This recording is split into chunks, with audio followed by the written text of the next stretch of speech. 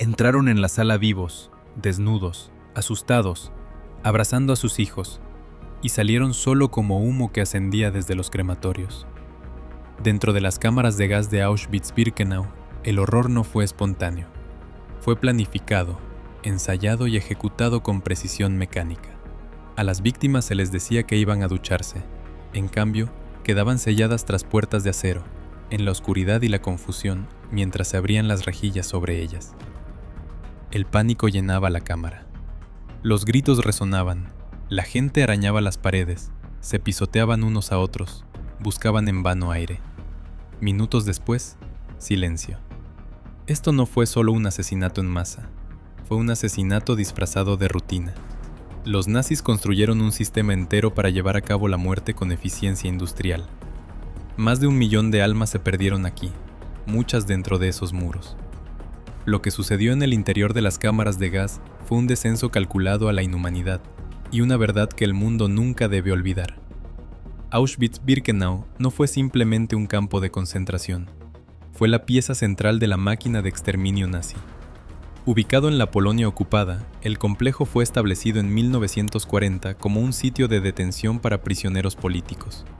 Pero en 1942 había evolucionado en el más grande y letal de todos los campos nazis, como parte de la solución final de Hitler, el plan para aniquilar al pueblo judío de Europa. Auschwitz consistía en 3 partes principales. Auschwitz I, el centro administrativo. Auschwitz II, Birkenau, el campo de exterminio. Y Auschwitz III, Monowitz, un campo de trabajo ligado a la producción industrial. Birkenau se convirtió en el lugar principal de los asesinatos masivos. Sus extensos terrenos albergaban múltiples cámaras de gas y crematorios, construidos para eliminar personas en una escala inimaginable. Los trenes llegaban a diario, cargados con judíos de toda Europa ocupada por los nazis. La mayoría era enviada directamente a la muerte al llegar, sin registro ni documentos.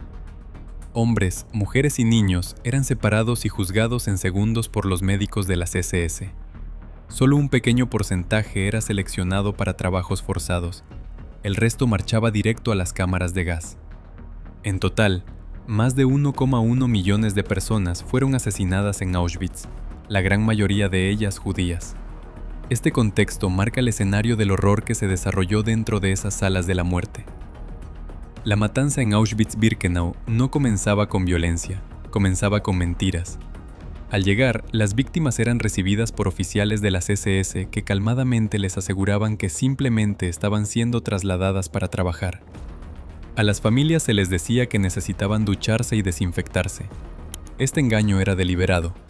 Los nazis entendían que el miedo causaba resistencia y la resistencia interrumpía la eficiencia. Así que crearon un proceso diseñado para mantener la calma hasta los últimos momentos.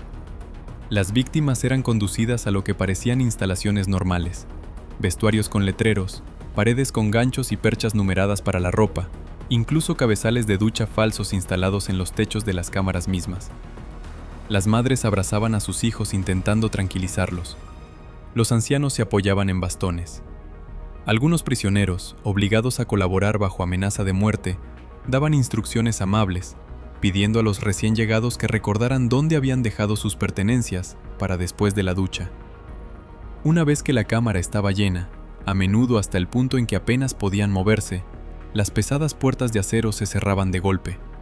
La sala quedaba sellada. Lo que momentos antes había parecido un proceso ordinario, aunque inquietante, ahora se convertía en una trampa sin salida. Las víctimas quedaban en total oscuridad, rodeadas de cientos de personas, todas empezando a darse cuenta de la verdad demasiado tarde. El pánico se apoderaba de la sala, pero no había dónde huir ni dónde esconderse. La propia arquitectura de la cámara convertía el engaño en muerte, silenciosa, eficiente e implacable. Dentro de las cámaras de gas selladas, el tiempo se ralentizaba y el terror explotaba. Al cerrarse las puertas, las víctimas quedaban atrapadas en un espacio sin ventanas ni aire, hombro con hombro. En el caos, algunos gritaban, otros rezaban, muchos simplemente quedaban paralizados. Momentos después, por aberturas especiales en el techo o en las paredes, los verdugos comenzaban la fase final: liberar gas en la cámara. La reacción era inmediata. En segundos, la gente empezaba a ahogarse, jadeando por un aire que ya no sostenía la vida. La sala estallaba en pánico. Las madres levantaban a sus hijos sobre los hombros en un intento desesperado por alcanzar aire más limpio cerca del techo. Otros arañaban las puertas o trepaban sobre los cuerpos de quienes ya habían caído, intentando escapar de lo inevitable. Los alaridos de cientos se unían en un solo sonido desgarrador, un sonido que duraba minutos y luego se desvanecía en silencio. La muerte no llegaba instantáneamente. Podía tomar de 10 a 20 minutos para que todos murieran, dependiendo de las condiciones dentro de la cámara, de cuántos estaban amontonados, de cuánto tardaba en circular el gas y de cómo reaccionaban las víctimas. El horror de esos últimos momentos quedó grabado en la memoria de quienes se vieron forzados a presenciar el resultado. Cuando los gritos cesaban, los guardias de las SS esperaban antes de abrir las puertas. Lo que encontraban dentro era una masa enredada de cuerpos, amontonados, manchados de sangre y desechos, congelados en grotescas posturas de agonía. Este era el resultado de la ingeniería nazi, asesinato en masa llevado a cabo con una rutina aterradora. Cuando por fin se abrían las puertas de las cámaras de gas, el horror no terminaba, se transformaba. La tarea de limpiar recaía en el Sonderkommando, unidades especiales de prisioneros judíos obligados, bajo amenaza constante de muerte, a manejar los cadáveres. Estos hombres no eran colaboradores por elección, vivían en el borde entre la vida y la muerte, y su supervivencia dependía de obedecer las órdenes más horribles imaginables. Su trabajo comenzaba de inmediato. La cámara, ya en silencio, estaba llena de una pila caótica de cuerpos, algunos aún calientes. Las víctimas habían colapsado en capas, los más fuertes a menudo arriba, tras haber trepado en desesperación. El Sonderkommando deshacía esas masas, buscando en los cadáveres objetos de valor ocultos: anillos, aretes, dientes de oro. Todo lo de valor material era extraído para la maquinaria de guerra nazi. Después venía el transporte. Los cuerpos eran llevados en montacargas o carros a los hornos crematorios, o, en tiempos de exceso, a fosas al aire libre donde se quemaban en montones. El hedor de la muerte y el humo colgaban sobre Birkenau ineludible. El Sonderkommando trabajaba con rapidez, sabiendo que pronto llegaría otro tren. Limpiaban las cámaras, lavaban los suelos y preparaban el espacio para la siguiente oleada de víctimas. No podían hablar de lo que veían. Escapar era imposible y ser descubierto significaba ejecución inmediata.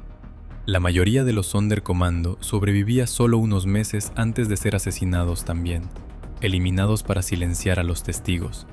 Sin embargo, algunos lograron dejar notas enterradas, fotos y testimonios, fragmentos de verdad en un lugar construido sobre mentiras. A pesar del terror inimaginable que soportaban, algunos miembros del Sonderkommando encontraron el valor para resistir. En octubre de 1944 tuvo lugar uno de los pocos levantamientos armados dentro de Auschwitz. Prisioneros del Sonderkommando en el Crematorio 4, usando explosivos de contrabando de una unidad de mujeres, volaron parte del edificio. Atacaron a guardias de las SS con armas improvisadas, matando a algunos antes de ser aplastados. Casi todos fueron ejecutados, pero su acto de desafío envió un poderoso mensaje. Incluso en el corazón de la máquina de muerte nazi, la resistencia era posible. Otros prisioneros lucharon con palabras e imágenes. Algunos arriesgaron todo para documentar las atrocidades, escribiendo notas en secreto, enterrándolas cerca de los crematorios e incluso tomando fotografías clandestinas. Estos registros, descubiertos tras la guerra, se convirtieron en pruebas cruciales de los crímenes cometidos en Auschwitz-Birkenau. En un lugar creado para borrar personas y verdad, estos fragmentos sobrevivieron, gritos silenciosos desde debajo de las cenizas. A medida que el ejército soviético avanzaba a fines de 1944, los nazis se apresuraban a borrar las pruebas de sus crímenes. Heinrich Himmler ordenó la destrucción de las cámaras de gas y crematorios en Auschwitz-Birkenau. Los crematorios 2, 3 y 4 fueron volados por las SS, y los nazis comenzaron a desmantelar la infraestructura, quemar documentos y evacuar prisioneros. Fue un último intento desesperado de ocultar la magnitud del genocidio, pero no pudieron borrar todo. Cuando las tropas soviéticas entraron en Auschwitz el 27 de enero de 1945, encontraron a unos 7.000 sobrevivientes, enfermos, hambrientos, apenas vivos. Esparcidos entre las ruinas había miles de objetos: ropa, zapatos, cabello humano, maletas con nombres aún visibles. Estos restos contaban la historia que los nazis intentaron enterrar. La liberación de Auschwitz marcó el inicio del juicio mundial sobre el Holocausto. Lo descubierto conmocionó incluso a soldados endurecidos por la guerra. Las cámaras de gas habían desaparecido, pero la verdad, grabada en la memoria, permaneció. Lo que sucedió dentro de las cámaras de gas en Auschwitz-Birkenau no fue simplemente asesinato en masa. Fue la aniquilación mecanizada de la humanidad. Cada víctima tenía un nombre, una voz, una historia. Estas cámaras no eran solo lugares de muerte, eran instrumentos de borrado total, diseñados para arrebatar la identidad antes de extinguir la vida. En minutos, se perdieron generaciones y el mundo cambió para siempre. Pero Auschwitz no apareció de la noche a la mañana. Creció a partir de la propaganda, la deshumanización y el silencio. Las cámaras de gas fueron el resultado final de un proceso que comenzó con palabras de odio, división y exclusión. Por eso la memoria importa. Recordar a las víctimas es un acto de desafío contra el olvido y una defensa contra la repetición. Hoy, las ruinas de Auschwitz permanecen como un recordatorio estremecedor. Los sobrevivientes son pocos. Pronto, solo la historia hablará por ellos. Y la pregunta que todos debemos hacernos es esta: cuando las señales de advertencia aparezcan de nuevo, ¿las reconoceremos? Y más importante, ¿actuaremos?